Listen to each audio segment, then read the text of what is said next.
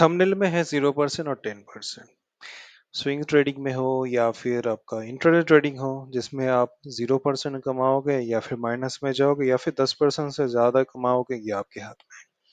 हो सकता है आज लिटिल बिट बैकग्राउंड नॉइज आ सकता है, बट देखिए ये जो मैंने थंबनेल लिया ये कोई फेक नहीं है। लोग कहते हैं कि पहले कैंडल बन जाता है, पहले मूवमेंट आ जाता है, उसके बाद लोग अपना प्रेडिक्शन करते हैं, पोस्ट प्रेडिक्शन करते हैं। बट मैं आपको ये बताना चाहूंगा, मेरा जो प्रीवियस वीडियो वहां पे आप देख लीजिए, मैंने काफी सारे डिटेल्स, काफी सारे प्रूफ दिया कि एक 60 या फिर 50% मूव आने से पहले मैंने 1-2 महीना पहले बता दिया था। ओके, जो आपको मेरे टेलीग्राम ग्रुप में भी मिल जाएगा। पहले बता रहा हूँ, कोई पेड सब्सक्रिप्शन नहीं है, ना ही बाई सेल है, ना ही मैं सेबी रजिस्टर हूँ। लर्निंग के लिए जितना हेल्प चाहिए मैं कर सकता हूँ। आरआरआर स्ट्रेटेजी का ये पार्ट 3 है। इसके बारे में मैं आपको कुछ कहना चाहता हूँ। देखिए, हमारे स्विंग ट्रेडिंग हो या फिर इंट्राडे ट्रेडिंग हो, सही स्टॉक्स चूज करना बहुत इंपॉर्टेंट है। 60% आपका गेम सही स्टॉक्स चुनने में है। सेकंड थिंग क्या है, आपका कैपेबिलिटी जो है, आपका जो बजट है उसके हिसाब से सही पोजीशन साइजिंग, सही क्वांटिटी आपको लेना पड़ेगा। ऐसा नहीं कि आप कैपेबल हो 100 क्वांटिटी के लिए और आप 500 क्वांटिटी ले लिया, जैसे ही 2 रुपए नीचे गिर गया आप लॉस देख के डर के मारे पोजीशन काट दी, कभी आप प्रॉफिटेबल नहीं बन पाओगे। थर्ड थिंग मेरा आरआरआर स्ट्रेटजी का है राइट टाइमिंग। आप देख रहे हो कि ब्रेकआउट के बाद 5-6% मूवमेंट दे चुका है, उसके बाद आप एंट्री कर रहे हो एंड फिर से आप 10% मूवमेंट का एक्सपेक्ट कर रहे हो। और वो भी हर एक स्टॉक्स, देखिए हर एक स्टॉक्स का सेम चाल नहीं होता है। कोई स्टॉक्स पर डे 5% देता है, कोई 10, कोई 2, कोई 1%। तो आपको सही स्टॉक्स के बारे में, उसका चाल के बारे में पता होना चाहिए, ठीक है। शायद आपको ये लगेगा कि 10% से ज्यादा आपको मूवमेंट नहीं मिलेगा या फिर कैप्चर नहीं होता है, बट मैं आपको ये कहना चाहता हूँ कि मैंने इससे पहले भी मैंने बताया, 10 या 15-20% भी आप ले सकते हो एक दिन में। बट अगर आप होल्ड कर पाओगे तो, बिलीव नहीं होता है तो देखिए, मैंने काफी सारे स्कैनर मैं मेरा ग्रुप में डाल के रखा हूँ, मैं मेरे जितने सारे मेंबर है सबको दे के रखा हूँ। आप होल्ड कर पाओगे कि नहीं कर पाओगे, ये आपके साइकोलॉजी के ऊपर डिपेंड करता है, आपका पोजीशन साइजिंग के ऊपर डिपेंड करता है। मोर देन 15% कितने सारे स्टॉक्स में है, 1, 2, 3, 4, 5, 6, 7। बेयर मार्केट में भी, मतलब सॉरी, ये बेयर मार्केट नहीं है, करेक्शन मार्केट है। 6 स्टॉक्स आपको मोर देन 15% दे के गए एंड विद वॉल्यूम साइज देखिए मोर देन 1 लाख से, मतलब ये आपका कोई लो लिक्विडिटी स्टॉक्स नहीं है, ठीक है। और एक मेरा जो स्क्रीनर है वो भी मैं दिखा देता हूँ। यहाँ पे भी मोर देन आपको 15% 2 टाइम्स मिल चुका है एंड अच्छा खासा मिलता है। मेरे जितने सारे स्कैनर है आपको अच्छा खासा स्टॉक्स मिल जाएगा, बट आप होल्ड कर पाओगे, ये मेन क्वेश्चन आता है। इसलिए मैं सबको यही कहता हूँ, पहले लर्निंग पे फोकस दो। स्टार्टिंग में जो लोग स्विंग ट्रेडिंग या फिर इंट्राडे ट्रेड कर रहे हो, स्विंग ट्रेडिंग के लिए मैं बार बार बोलता हूँ, स्टार्टिंग में आप 3 या 4 ट्रेड लो एक वीक में, 5% का टारगेट बनाओ, 5 से 6% मिल जाए, निकल जाओ 80% क्वांटिटी के साथ, बाकी आप होल्ड करो 10% तक। इस हिसाब से 2-3 महीना जब काम करोगे, कॉन्फिडेंस बढ़ने लगेगा एंड साथ ही साथ आपका पोर्टफोलियो भी ग्रीन होगा। आज का जो टॉपिक है, देखिए स्ट्रेटजी के बारे में मैंने काफी सारे बोल चुका हूँ, स्टॉक सिलेक्शन बता चुका हूँ, स्कैनर दे चुका हूँ, राइट साइजिंग मैंने प्रीवियस काफी सारे वीडियो में मैंने बताया कि किस हिसाब से राइट साइजिंग आप कैलकुलेट करोगे। फर्दर वीडियो चाहिए तो कमेंट कीजिए। टाइमिंग वो भी मैंने बता चुका हूँ। बट आज मैं क्या बताऊंगा, क्या आप सही में बुल मार्केट में हो या फिर बेयर मार्केट में हो, वो समझना चाहिए। देखिए, ये एक इंट्राडे ट्रेडिंग के बारे में मैं एक जस्ट लर्निंग पर्पस मैंने दिया था। ओके, मैंने 992 के आसपास मैंने टारगेट दिया था, बस वो टारगेट तोड़ के करीब 1085, मतलब मैंने जितना टारगेट दिया था उससे भी 100 पॉइंट ऊपर जा चुका है। ओके, ये सारे जो वॉच लिस्ट है मैं मेरा टेलीग्राम ग्रुप में मेंबर के साथ शेयर करता हूँ, जो मेरा लर्निंग पर्पस है उस हिसाब से, ठीक है। इन द टावर मैंने काफी दिन पहले से दे के मैं रखा हूँ एंड ये मेरा मार्किंग है, इस जगह पे मैंने दे के रखा था। जो सेफ ट्रेडर है मैंने उनको बोला था यहाँ पे निकल जाने के लिए। ओके, सो अगर उस हिसाब से देखोगे, मैं हमेशा 5% से 10% के आसपास जो बिगिनर है उनको मैं बाहर जाने के लिए बोलता हूँ, बट यहाँ पे करीब 17% के आसपास निकल जाता है। ये मोमेंटम ट्रेडिंग है, तो आपको एक्टिवली मैनेजमेंट करना पड़ेगा। जैसे आपका टारगेट अचीव हो जाएगा, आप वहां से बाहर निकल जाओ। ओवरऑल गेन अगर अभी तक जो लोग होल्ड करके रखा है उनके लिए देखिए 31% है, एंड ये कितना, 1 महीना के अंदर। सो ये होता है लर्निंग का जो जो कैपेबिलिटी, वो देखिए। हम लोग ने फर्स्ट ट्रेड यहाँ पे किए थे, उसके बाद मार्केट नीचे आया, छोड़ दिया। नेक्स्ट यहाँ पे एक ट्रेड रिसेंटली लिया गया था, एंड ये भी अच्छा खासा देके जा रहा है ऐसे मार्केट में भी। ओके, सो अभी भी करीब 3% के आसपास देके गया, इतना खराब मार्केट में भी। मेन बात वो नहीं है कितना प्रॉफिट मिल रहा है। मार्केट में जब आओगे आपको ये सोचना पड़ेगा कितना लॉस होगा, प्रॉफिट कितना होगा इसके बारे में आप नहीं सोच सकते। आप आपका स्टॉप लॉस देखो, 1.6%। आपका स्टॉप लॉस हमेशा 1.62% या हार्डली 3% रहेगा। उससे ज्यादा अगर आप रिस्क ले रहे हो तो फिर आप मार्केट में प्रॉफिटेबल हो जाओगे, ऐसा सोचना आपके लिए तकलीफ हो सकता है। ओके, और भी देखो। सो ऐसे मार्केट में भी इस टाइप का मूवमेंट कैसे मिल रहा है, मेरा 5% बोलने का मोटो यही है। बिगिनर लोग काफी दिन तक होल्ड नहीं कर सकते, तो उनके लिए मेरा यही कहना है 5 से 7% मिले और निकल जाओ, एटलीस्ट तुम लोग प्रॉफिट में रहोगे। जो लोग होल्ड कर सकते हैं उनको पता है कहाँ पे बाहर निकलना है, एंड मेरा काफी सारे मेंबर है जिनको ऑलरेडी इसके बारे में नॉलेज है। ठीक है, ये सारे चीज मैं मंडे के आसपास या फिर ट्यूसडे के आसपास मैंने दिया था। कुछ स्टॉक उससे पहले भी, पिछले हफ्ते का भी है। ठीक है, ये भी दे रहे इतने खराब मार्केट में भी। लक्ष्मी मशीन भी मैंने दिया था। अच्छा, ये अभी तक मेरा नहीं कर पाया, ब्रेकआउट नहीं दे पाए देखिए। या फिर स्टॉक्स ब्रेकआउट नहीं देगा, नहीं तो ब्रेकआउट देगा तो ऊपर जाएगा। ओके, सो इस हिसाब से दिया जाता है, बट इस मार्केट में आपको हमेशा याद रखना स्टॉप लॉस मेंटेन करके चलना पड़ेगा। अगर आप स्टॉप लॉस नहीं लोगे तो आपके लिए वो दिक्कत वाली बात हो सकती है। तो आपको केयरफुली काम करना पड़ेगा। ये भी 5% दे दिया था, तब मैंने बोला कि इस मार्केट में आप लोग निकल जाओ। ये क्या ऊपर जा सकता है? बिल्कुल जा सकता है, बट उसके लिए आपके पास पोटेंशियल होना चाहिए कि आप वहां तक रुक पाओगे कि नहीं पाओगे। ये भी 13% के आसपास दे चुका है, सेफ ट्रेडर बाहर निकल चुका है। अब आते हैं कि इस मार्केट में कैसे हमें काम करना पड़ेगा, कब हम लोग बाहर जाएंगे, कब हम लोग अंदर रहेंगे। तो इसके बारे में हमें कुछ चीजें पता होना चाहिए। मार्केट के बिहेवियर क्या है उसके बारे में। आप लोग सोचते हो कि जैसे आप एंटर किया मार्केट नीचे चला गया, या फिर जैसे आप बाहर निकल के मार्केट ऊपर गए। बट आप जब तक एक मार्केट, एक स्टॉक्स को आप नहीं समझोगे, उसका चाल नहीं समझोगे, आप काम नहीं कर पाओगे। चलिए इस बारे में बात करते हैं।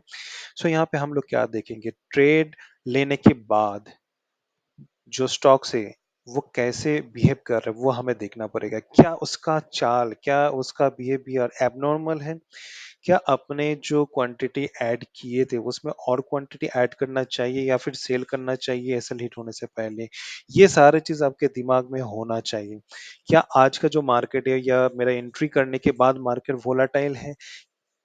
ये सारे चीज अगर हम लोग नहीं देखेंगे तो फिर मार्केट में एंट्री करने के बाद आपका स्टॉप लॉस हिट हो जाएगा एंड आप बाहर जाओगे। अगर हमें पहले ही पता चल जाता है कि मार्केट मेरा अगेंस्ट में जा रहा है, तो स्टॉप लॉस हिट होने का वेट क्यों करें, उससे पहले हम लोग निकल जाएंगे। ओके, सो यहाँ पे कुछ इफेक्ट के बारे में हम लोग बात करेंगे। ये काफी टेक्निकल एंड काफी एडवांस चीजें हैं जो आपको केयरफुली समझना है। ये एक स्टॉक्स है, जिस स्टॉक्स में हम लोग टेनिस बॉल इफेक्ट के बारे में बात करेंगे। क्या होता है टेनिस बॉल इफेक्ट? देखिए, टेनिस बॉल क्या होता है उसके बारे में हमें समझने के लिए आपको सबसे पहले कुछ चीजों के बारे में नॉलेज होना चाहिए। देखिए, अगर ये मेरा एक फ्लोर है, ठीक है, और मेरे पास एक टेनिस बॉल है। अगर मैं ऊपर से फेंकूंगा टेनिस बॉल, यहाँ पे ड्रॉप लेने के बाद ऊपर जाएगा। तो ये जो इफेक्ट है इसको टेनिस बॉल इफेक्ट बोलते हैं। इसी चीज को हम लोग मार्केट में कैसे यूज करेंगे, देखो। स्टॉक्स को स्ट्रांग होना जरूरी है। आप जब तक सही स्टॉक सिलेक्ट नहीं करोगे, कोई भी मेथड आपका काम नहीं करेगा। ठीक है, ओके। सो यहाँ पे क्या हुआ, देखिए, मार्केट ऊपर गए, मार्केट फ्लोर में आके ड्रॉप खाया, उसके बाद मार्केट फिर से ऊपर गए। ये होता है टेनिस बॉल इफेक्ट। इस चीजों को हम लोग कैसे समझेंगे? एक तो देखो, ये मेरा जो कैंडल है इसका वॉल्यूम देखो। जब रिट्रेसमेंट ले रहा है उस टाइम पे देखो वॉल्यूम, मतलब सेलर को कोई इंटरेस्ट नहीं है इस जगह पे स्टॉक्स को सेल करने के लिए। मतलब क्या है, बड़े प्लेयर एंटर कर चुके हैं, वो लोग रिटेलर को भगा रहे हैं, फिर से मार्केट को ऊपर लेके जा रहे हैं। फिर से मार्केट जब ऊपर जा रहा है, वॉल्यूम देखो, मतलब बायर्स को इंटरेस्ट है क्या, सेलर को इंटरेस्ट है नहीं है, कहाँ कहीं पर भी तुमको इंटरेस्ट दिख रहा है यहाँ तक इस जोन में नहीं है, और मार्केट ऊपर ही गया। इसको कहते हैं टेनिस बॉल इफेक्ट। इसलिए मैं कहता हूँ वीपी एनालिसिस और सीआरएस जो मेरा भगवान है, एक तो प्राइस भगवान है, but CRS and VP analysis मुझे हमेशा बचाता है, मेरा एनालिसिस का हिस्सा है। इस चीजें में मैंने ऑलरेडी वीडियो डाल के रखे हैं, भले ही शॉर्ट वीडियो है, ज्यादा बड़ा नहीं है, 10 बार देखो, प्रैक्टिस करो। क्वेश्चन है टेलीग्राम पे आओ, डायरेक्ट मुझे पूछो, चार्ट शेयर करो, रिप्लाई कर दूंगा। नेक्स्ट चलते हैं, फॉलिंग द एग क्या होता है, जरूर बताएंगे। देखो होता क्या है कि ये एक फ्लोर है, जमीन है, ठीक है। एक अंडा अगर आप फ्लोर पे गिराओगे तो क्या होगा, क्या वो टेनिस बॉल जैसा ऊपर जाएगा, बिल्कुल नहीं है, फट जाएगा, ठीक है। सो यही चीज है, अगर आप यहाँ पे ट्रेड लेते हो, आप देख रहे हो कि यहाँ पे मेरा ब्रेकआउट हो गया, चलो इस पे ले लेते हैं, फॉलिंग द एक नीचे ही जाएगा। ये हमें समझना है कि कब क्या होने वाला है। आप अगर यहाँ पे ट्रेड ले लिया, आप जब देख रहे हो कि नीचे आ गया, आप इतने स्टॉप लॉस तक क्यों होल्ड करोगे? हाँ, आप 152 के आसपास क्यों होल्ड करोगे, जब आप इस रेंज के आसपास बाहर निकल सकते हो? अगर आपका स्टॉप लॉस 2000 के अंदर क्लोज हो जाएगा, आप 10,000 तक क्यों वेट करोगे? 8,000 आप बचा लोगे।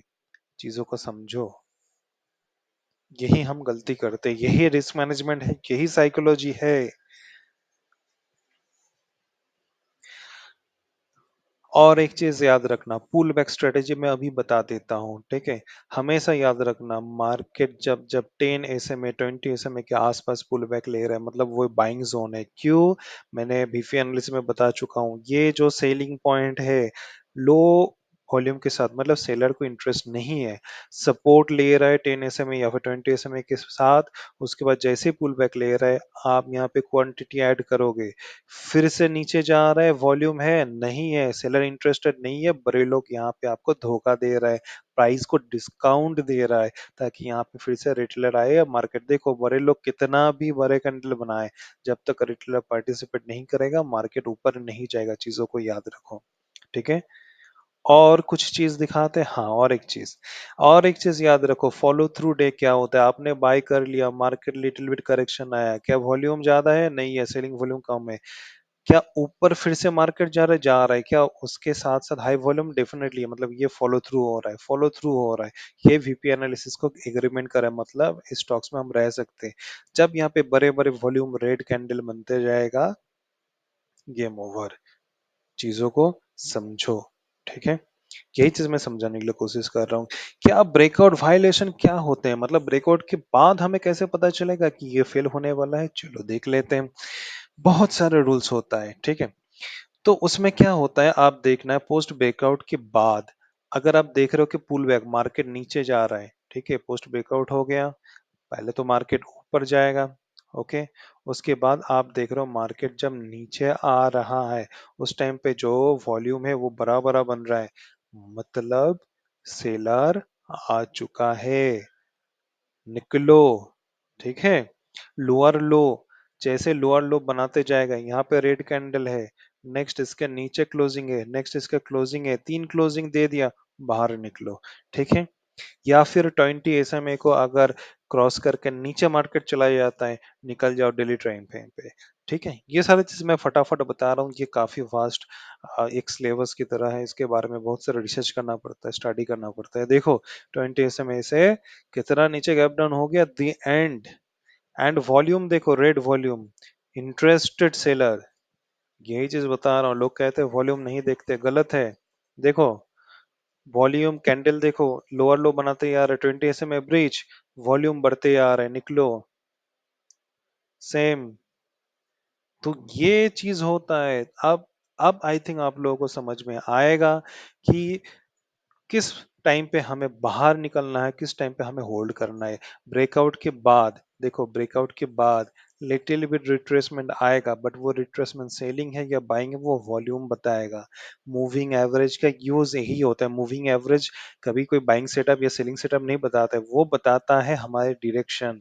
ये मूविंग एवरेज का जो स्लोप है देखो, ये देखना है, वॉल्यूम देखना है, ब्रेकआउट पैटर्न देखना है। इतने सारे चीज देखोगे तब जाके ट्रेड कर पाओगे, नहीं तो नहीं कर पाओगे, ऐसे नहीं होता है। एंड सबसे मेन है, स्ट्रॉन्गेस्ट स्टॉक्स को सिलेक्ट करना है, पोजीशन साइज सही रखना है। RRR स्ट्रेटेजी का यही मूल फॉर्मूला है। स्कैनर तो मैं तुमको दे दूंगा, ये स्कैनर निकल के देखो हर रोज 20% के आसपास तुमको मोमेंटम दे रहे हैं, बट तुम ले पाओगे क्या, वो तुमको देखना है। और एक चीज है, आप स्टॉक्स में मेरे थ्रू जो लोग अकाउंट खुलवाएंगे, महिलाओं के लिए एंड स्कूल स्टूडेंट के लिए, जो भी ब्रोकरेज मुझे मिलेगा वो मैं वापस कर दूंगा उनके लिए। ठीक है। सो आज का जो लर्निंग है, आई होप आपको समझ में आया होगा। प्रैक्टिस करो, अच्छे से पढ़ाई करो, बस आज के लिए इतना ही है।